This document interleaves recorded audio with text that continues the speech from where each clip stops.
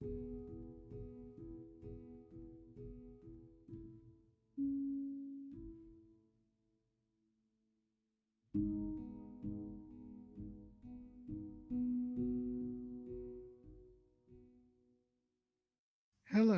and welcome to the second episode of Dissecting Philosophy with Dr. McDonald. Today, we will be discussing the very exciting concept of the Superman in Nietzsche's philosophy. But before we get into the concept of the Superman, let's have a very quick brief going over of what we've already covered. So initially, Zarathustra has come down the mountain. After having a nice reflection and think upon things, he's going to then present humanity with a gift. And what this gift is going to be is, of course, the Superman as a concept. He's also had a discussion with a priest in the forest, and ultimately we've reflected upon the tension that Nietzsche has created between philosophy and religion.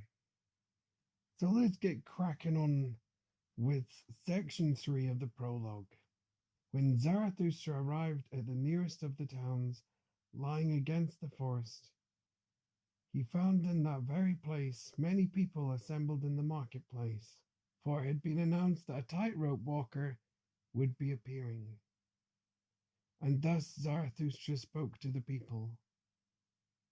I teach you the Superman. Man is something that should be overcome. What have you done to overcome him? All creatures hitherto have created something beyond themselves, and do you want to be the ebb of this great tide, and return to the animals rather than overcome man? What is the ape to men? A laughing stock or a pitiful embarrassment. And just so shall be man to the Superman, a laughing stock or a painful embarrassment.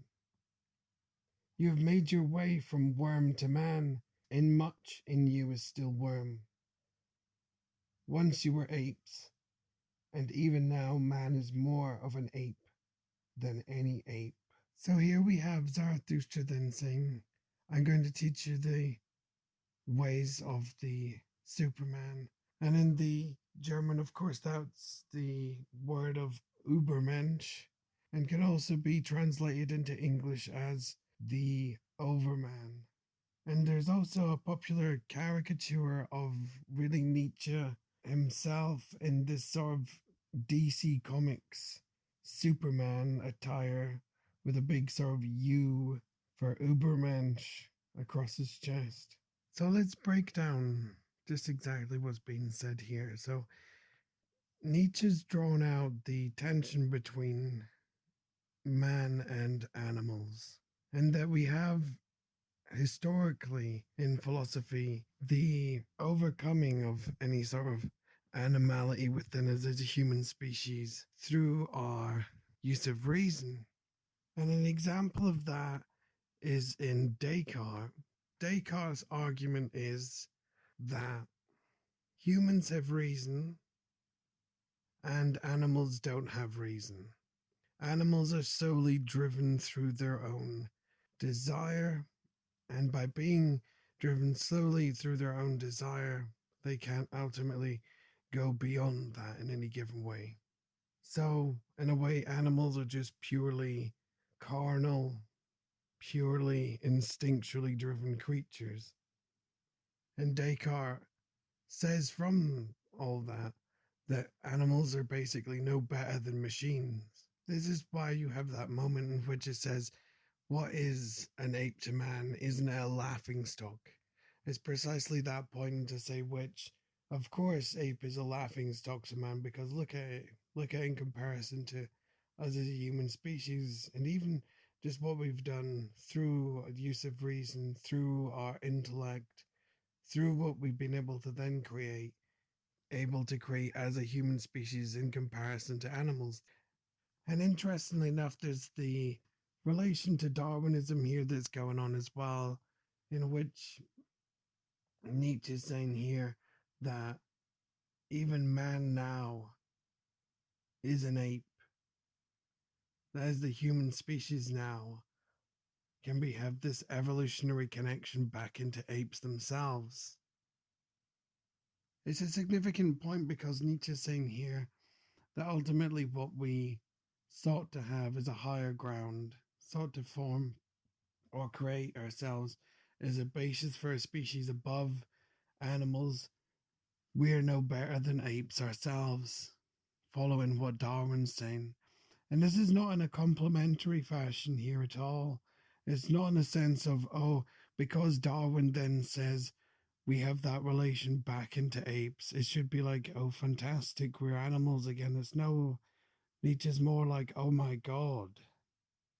Like, look what we've become as a species through trying to say that we're superior to animals, and now we're no better than the apes themselves. Continuing on, but he who is the wisest among you, he also is only a discord and hybrid of plant and of ghost. But do I bid you become ghosts or plants?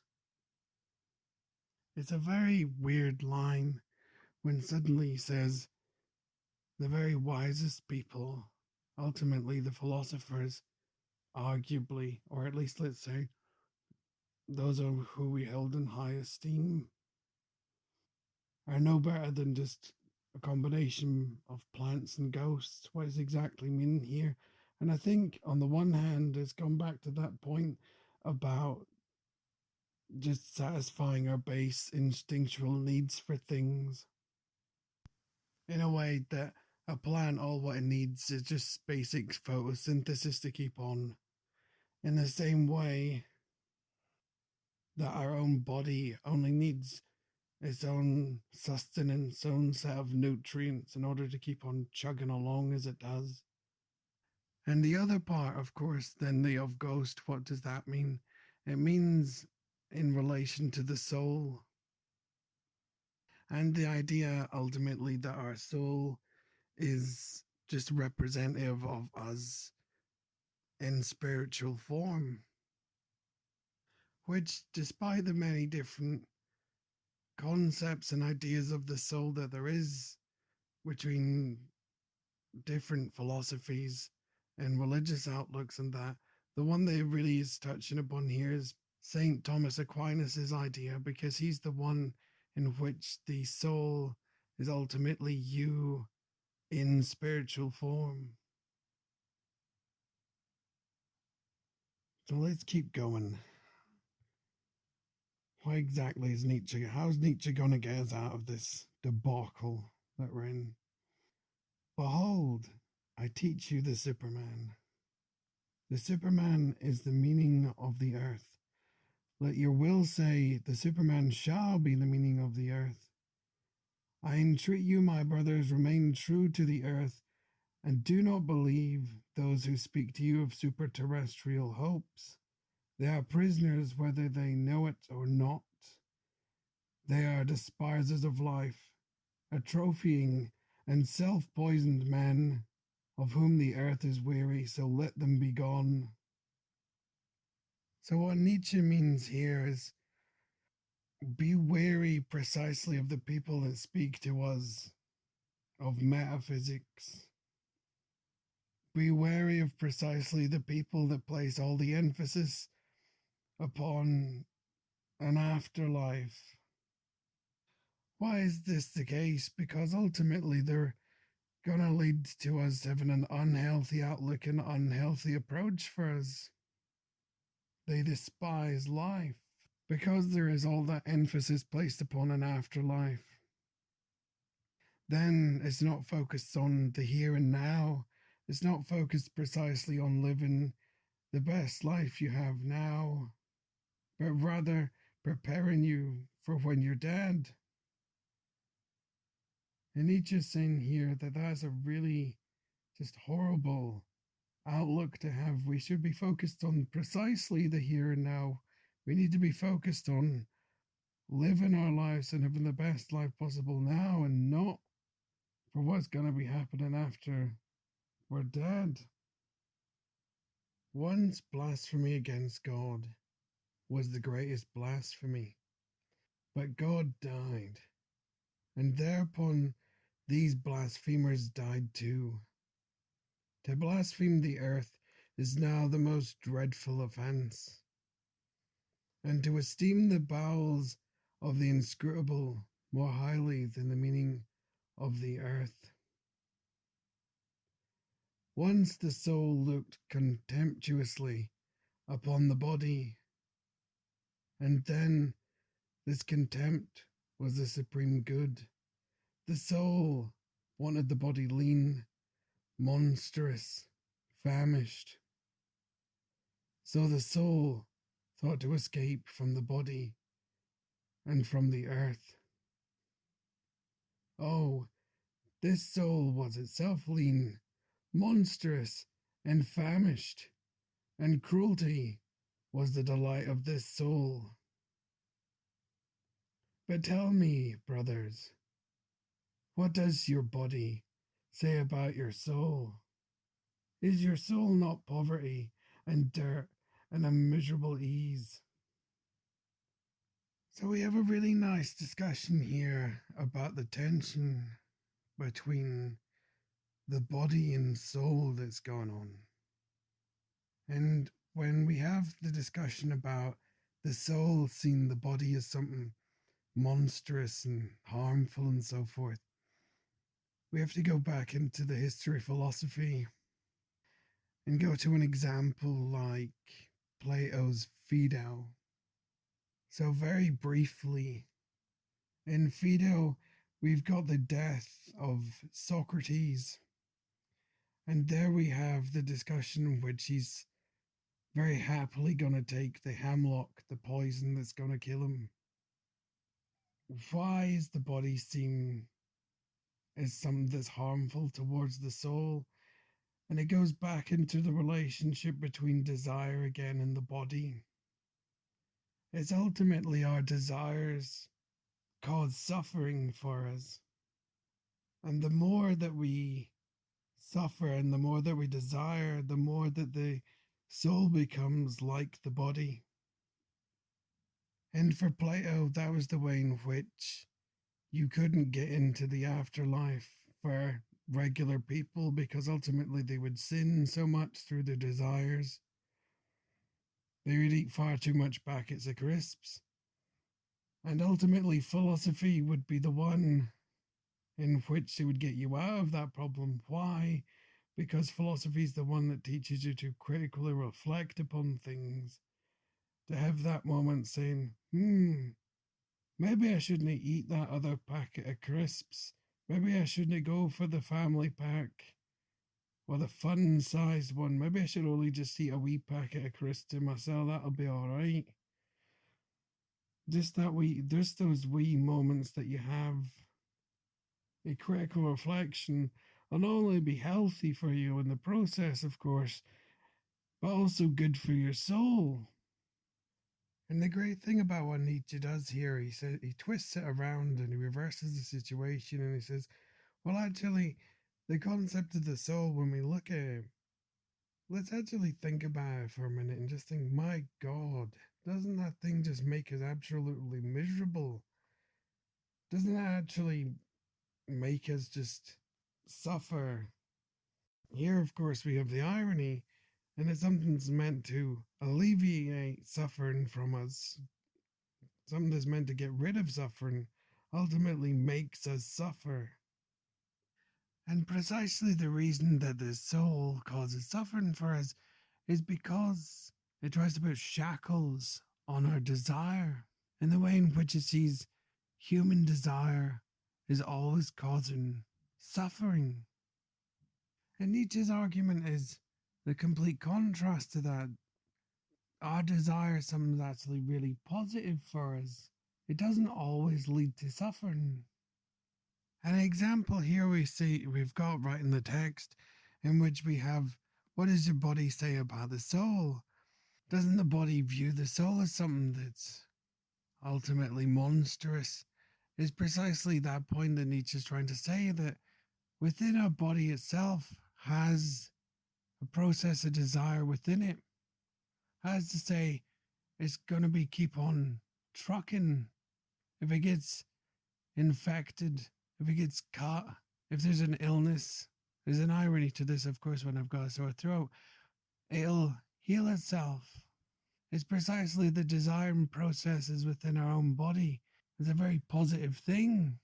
So Nietzsche's then here saying, what's ultimately happened, at least in the history of philosophy, is that we've created this model in which the soul dictates exactly what the body does. And in doing so, we've created this metaphysical model that's tried to dictate what our body does. And can we see the harm precisely in that? Continuing on, in truth, man is a polluted river. One must be a sea to receive, a polluted river and not be defiled. Behold, I teach you the Superman. He is this sea. In him your great contempt can go under. What is the greatest thing you can experience? It is the hour of the great contempt, the hour in which your happiness grows loathsome to you, and your reason, and your virtue also. The hour when you say, what good is my happiness? It is poverty, and dirt, and a miserable ease, but my happiness should justify existence itself. The hour when you say, what good is my reason? Does it long for knowledge as a lion for its food? It is poverty and dirt and a miserable ease. The hour when you say, what good is my virtue? It has not yet driven me mad.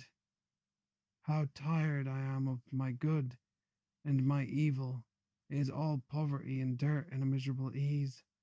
The hour when you say, what good is my justice? I do not see that I am fire and hot coals, but the just man is fire and hot coals. The hour when you say, what good is my pity? Is not pity the cross upon which he who loves man is nailed? But my pity is no crucifixion. Have you spoken thus?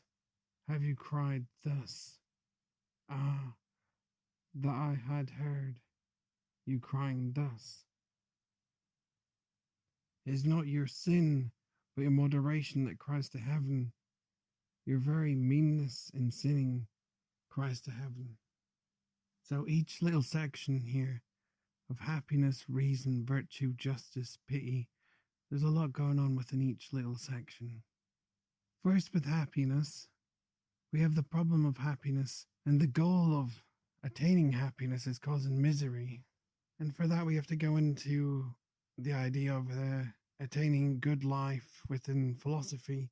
And one example of that is Plato and the emphasis upon the soul and the body, in which we have all the denial of our bodily desire in order to keep our soul pure.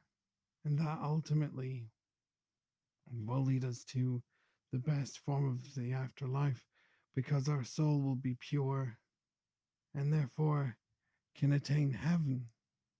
Another model of happiness is that of Aristotle, in which we have Aristotle's argument that happiness is based upon an intellectual life. Nietzsche's criticism of this is quite easy to see. If you have someone like Michael Phelps, ex-Olympic swimmer, what good is an intellectual life going to be to someone who's athletic? Wouldn't that cause them incredible misery to say, wait a minute there, Michael, actually you should go read more books, that'll make you much happier than swimming.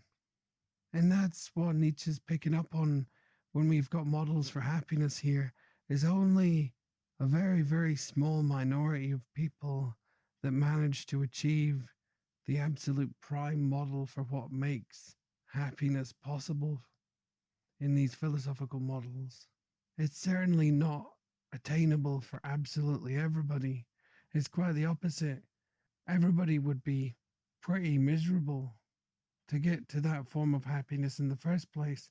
Next, the problem with reason is with its lack of thirst, basically, For knowledge, reason used very much like a measuring stick is a corrective tool in order to judge others and their knowledge upon precisely a model. And in knowledge in that way has lost its thirst for knowledge. It's no longer become lion like. All what you're doing is just using knowledge in order to therefore judge other people's as on a corrective model. An easy example of that is just within the easy tick box questionnaire sort of form. When did this happen exactly in history? A, B, C, or D? And then you just tick the right box. As Nietzsche quite rightly points out, what exactly is the thirst in knowledge there? There's no actual thought process that goes into ticking the box. All you're doing is just simply memorizing data and just reproducing that. Next, with virtue, Nietzsche is here on the one hand being critical of the way in which you would have to continually adhere to the same principles in which you're trying to uphold. You'd have to continually keep on reminding yourself, I must do this, I must do this, I must do this. And that's why I said, it's not driven me mad yet. And here we can also have the criticism against the ideas of what is good and what is evil.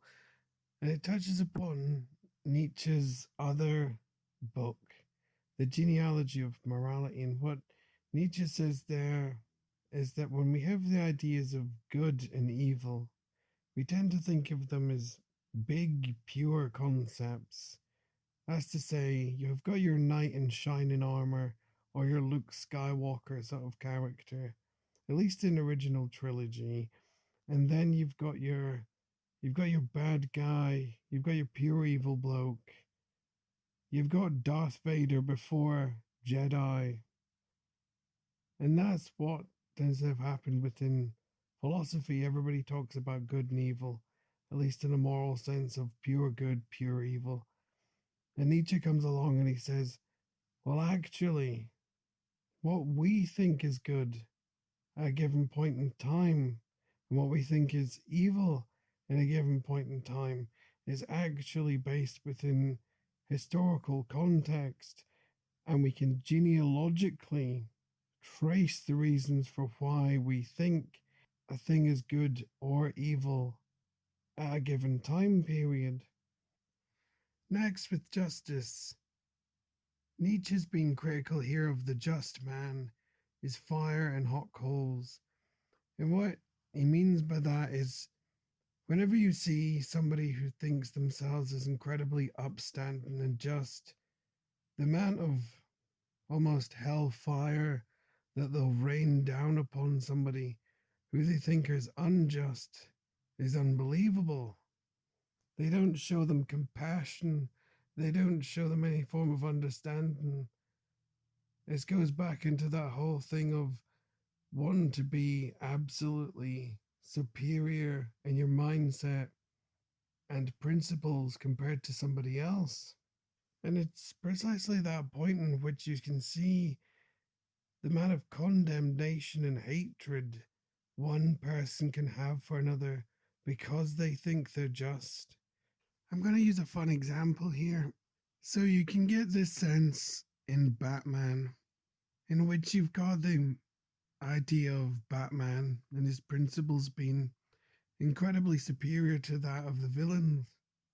You can see exactly what Nietzsche is saying at this point, in which do we see the amount of hellfire and hot coals and so on that he's firing down upon all the villains in which they're doing.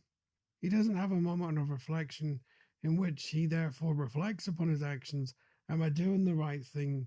Is actually pummeling the faces of all these people actually the correct action to do?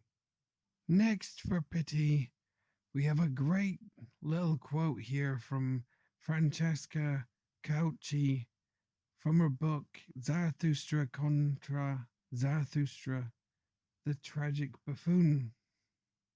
For Nietzsche, pity affords the decadent not only an escape from personal suffering, but also from, little quote, this strange disease of modern life, end quote, and ultimately from life itself. According to Nietzsche, pity is the seedbed of nihilism in all its forms. It's a nice wee quote. So ultimately, we have the initial movement of feeling compassion for someone else. And of course, that allows us an escape from our own personal suffering because we're not the one who's in a horrible situation, it's someone else. Well, the danger then is that our compassion is used against us in a manipulative form in order to then move away from life itself. And one can only reflect upon the way in which Nietzsche has been critical here, and the ways in which religion manipulate your use of compassion, of suffering of others in order to move away from life itself. For instance, you can see this in the way in which I've had personal experience of Christians knocking at the door, going, "Isn't that just a horrible thing, death?" You go, "Well, of course it is." And they go, "Isn't it great how in the end there'll be an afterlife and there'll be a God?" You go, "I suppose so." And that's exactly what Nietzsche's saying here, that ultimately compassion is the way in which we're nailed to the cross, or another way in which we're manipulated into adopting a set of principles and a view of the world that ultimately takes us out of it. So, rounding off the last wee section we have here, where is the lightning to lick you with its tongue? Where is the madness with which you should be cleansed? Behold, I teach you the Superman. He is the lightning, he is the madness. When Zarathustra had spoken thus, one of the people cried, "Now we've heard enough of the tightrope walker. Let us see him too." And all the people laughed at Zarathustra. But the tightrope walker, who thought the words applied to him, set to work. So at the very end, everybody's like, "Oh, go away, Zarathustra, stop talking a load of waffle." But interestingly, what's coming up the next section is the tightrope walker decides to start off on a wee journey. So rounding off this episode, I'd like to have a wee brief discussion about the difference between DC Comics Superman and Green Lantern, and why you should think of Nietzsche's Superman or Overman more like the Green Lantern. Superman, of course, is an alien who comes to Earth and then, precisely through his compassion, remains human and therefore not a threat to us as a species. And on the other hand, we have Green Lantern, which the first Green Lantern is Hal Jordan, and plus we have that movie, with Ryan Reynolds before he did Deadpool and so forth. Nevertheless, Green Lantern has got a wee magic ring, and whatever he thinks about, he can manifest in the ring. That's, of course, not the interesting part. The interesting part is that you get one of these rings for Green Lanterns if you have an incredible amount of willpower. And then down from the heaven descends one of these little nice rings that'll pop on your finger. And that's the way in which I'd like people to think more about Nietzsche's Overman or Superman, Ubermensch, like the Green Lantern. Someone with an incredible amount of willpower, which is, of course, is a very famous Nietzsche concept also of will to power. And we could precisely just understand it in the way in which it's that will to life. That is something that is very much bodily, worldly, in contrast to Superman, who is much more a metaphysical being. A good defense can be made, of course, from the Superman fans to say, well, actually, Superman is, of course, a great character and fights for the greater good for everybody. But from Nietzsche's perspective, you can see how that compassion precisely could lead into his manipulation and lead into humanity's downfall. And we have a great example of that in the Injustice comic as well as the video game series, where Superman is the bad guy. And of course, there's a great series written by Tom Taylor. Highly recommended to have a wee check out if you've not checked it out already. So thank you very much for listening to the podcast. I hope you found it enjoying and insightful to have a wee blather about one section for about over half an hour. The podcast can be found on Apple Podcasts, Spotify, Stitcher. I've tried to get up to Google Podcasts, but if anybody can give me a wee hand, that'd be great. Because it says it's currently locked off to just US only. And feel free to drop me a wee email as well at dissectingphilosophy@gmail.com. And I'm also on Twitter as I am a rubber man. So thank you very much for listening, and I hope you join us next time.